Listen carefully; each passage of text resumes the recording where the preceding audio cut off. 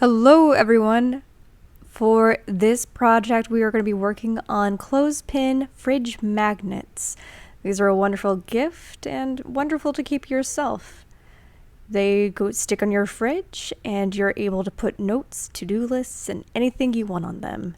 Supplies, we have that watercolor palette, magnet tape with an adhesive side, clothespins, a paintbrush usually comes with a watercolor palette, and not pictured in this picture is index cards. So you'll see the index cards here. This is how I set up my workspace. I had a paper towel right underneath and a cup of water in order to wash off all the extra paint. I took another piece of paper towel, folded it up. That's going to be used to dry off my brush.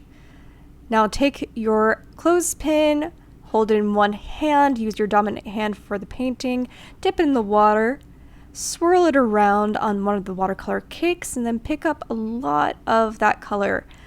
And then apply it on to the clothespin. I am going for an ombre effect with this clothespin, which is a fun gradient. I'm going to start out with a darker color and then go to a lighter color. So you see that I wash off that paint and then I dry it off. And then I go for another lighter hue, a lighter shade of blue. And I'll put a bunch of water in that cake and then add it alongside and kind of let the darker colors bleed into the lighter colors. This will allow a nice kind of smooth gradient. I'll dry off my brush. I'll wet my brush again, dry it off, get some more water, and then I will go for white. By using white, I will make that medium blue a lighter blue once it bleeds in, and it all look like a cool gradient. After completing the white ends, I dried off my brush and I went over it without color and just kind of used the moistness of the paint that's already on there to further blend everything out, and then even would do a little bit of touch up with a little bit more white or a little bit more dark, just to make sure that all blended together. And voila, just like that, we have a cool, smooth blue gradient. I made the mistake of painting the back without remembering that that's where the magnet tape will go, therefore it won't be seen, therefore you don't need to do it. But if you want to go ahead and paint the sides, that also looks pretty cool. You can leave those sides blank if you want to.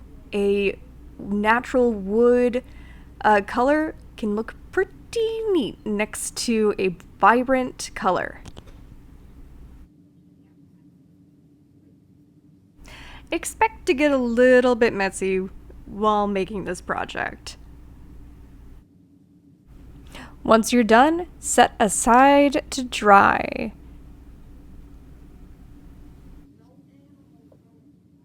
Before moving on to another clothespin, make sure that you switch out your water for fresh water. For my next clothespin, I am going to try out a sunset effect using red, orange, and yellow. I'm going to start out with the red, choose a nice vibrant red. I'm going to place it right in the middle. You can place it in the middle, you can start off at the bottom or the top with this color.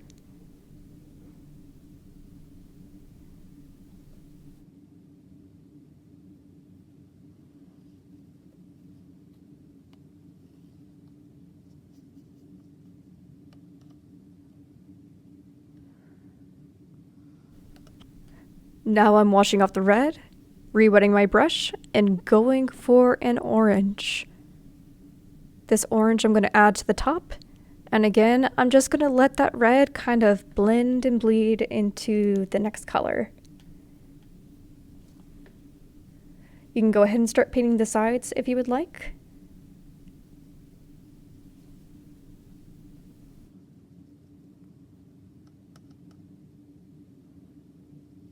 Again, always making sure that I wash off the previous paint and to get new fresh paint onto my brush and onto that watercolor cake to pick up more pigment. This time I went with kind of a marigold yellow. Gonna let that blend in. Going to kind of swoosh it into the orange that I have on the side. And go back for some more. You might need more pigment, more paint for the lighter colors than you would for the darker colors. Tip. Let's say you get other colors from other watercolor cakes onto a different watercolor cake. How do you get it up? My technique is that I apply a bunch of fresh water to the cake that I'm wanting to clean off, and then I pat it with a clean paper towel and I kind of lift up that top layer of paint, and this should get rid of the color that I do not want.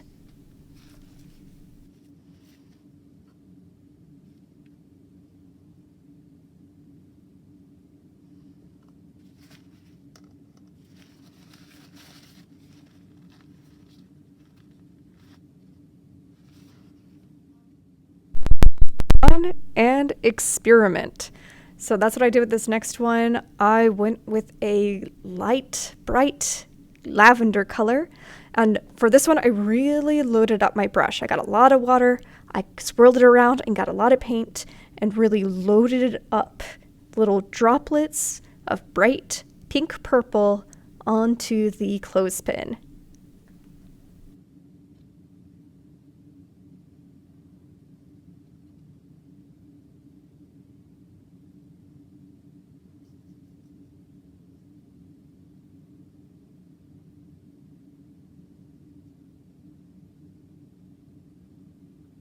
Of course, washing out my brush and getting a new color, again, really loading it up and putting it in the dry spots in between and just letting those big old droplets of color blend into each other.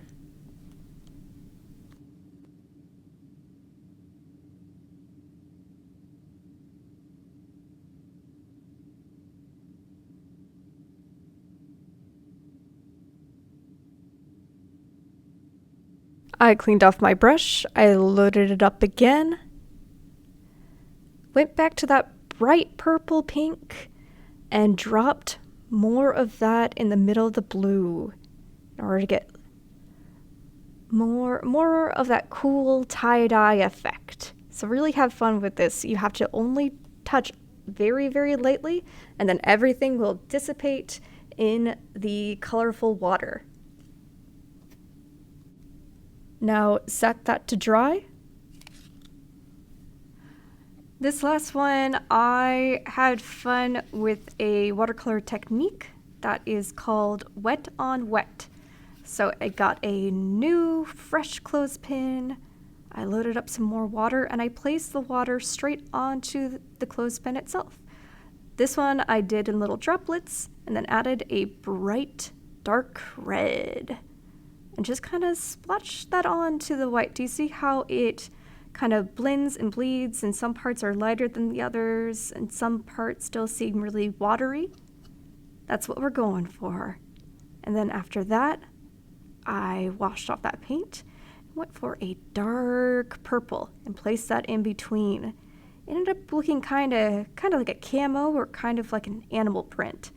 And I just let the watery parts blend into the dry parts and then experimented more with it, adding darker or lighter or more purple and more red until I got the desired effect that I wanted.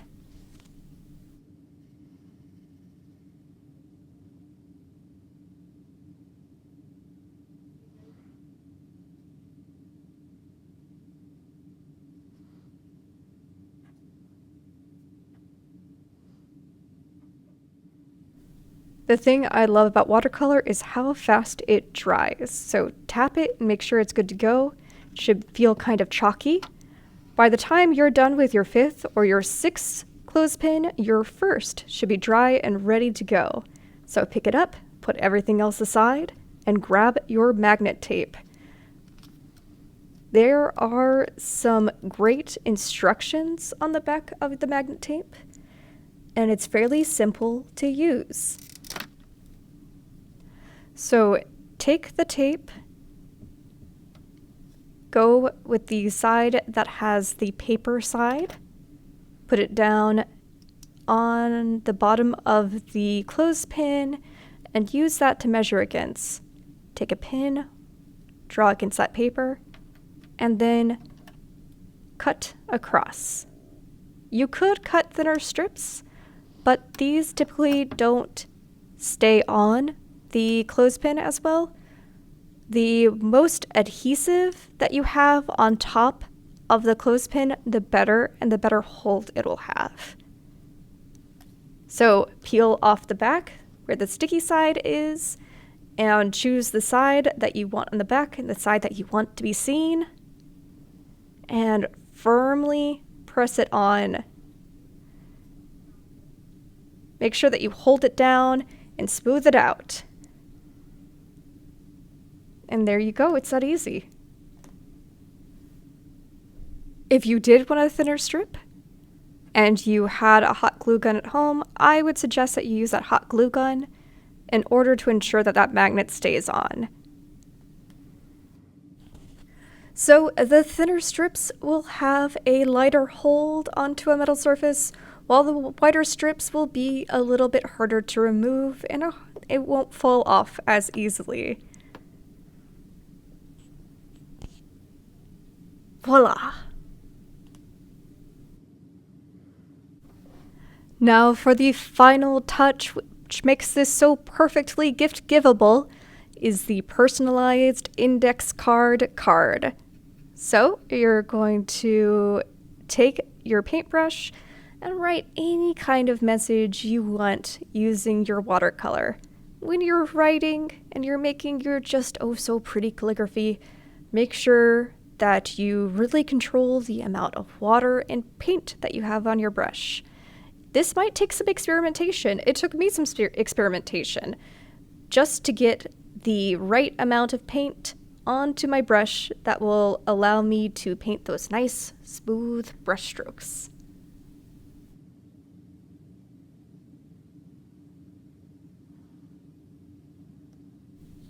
Have fun with your decorations. For my thank you card, I added a whole bunch of overlapping squiggles in different colors. So I made this wavy kind of design, and then I went in with lighter and darker colors to overlap on top.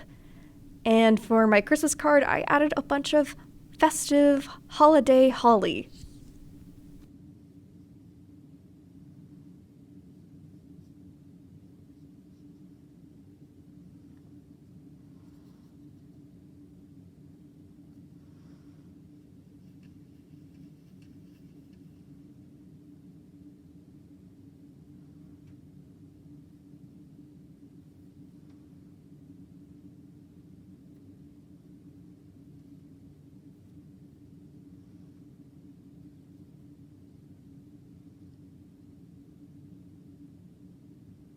Finishing off the Merry Christmas card with some holly and some bright stars, adding the last swirls and waves to my thank you card. There are so many occasions that this gift would be great for. It's simple, easy, and it really shows someone that you took the effort and time to think about them. A great way to make it even more personalized is to add a photo of you together that they can put on their fridge using your fridge magnets.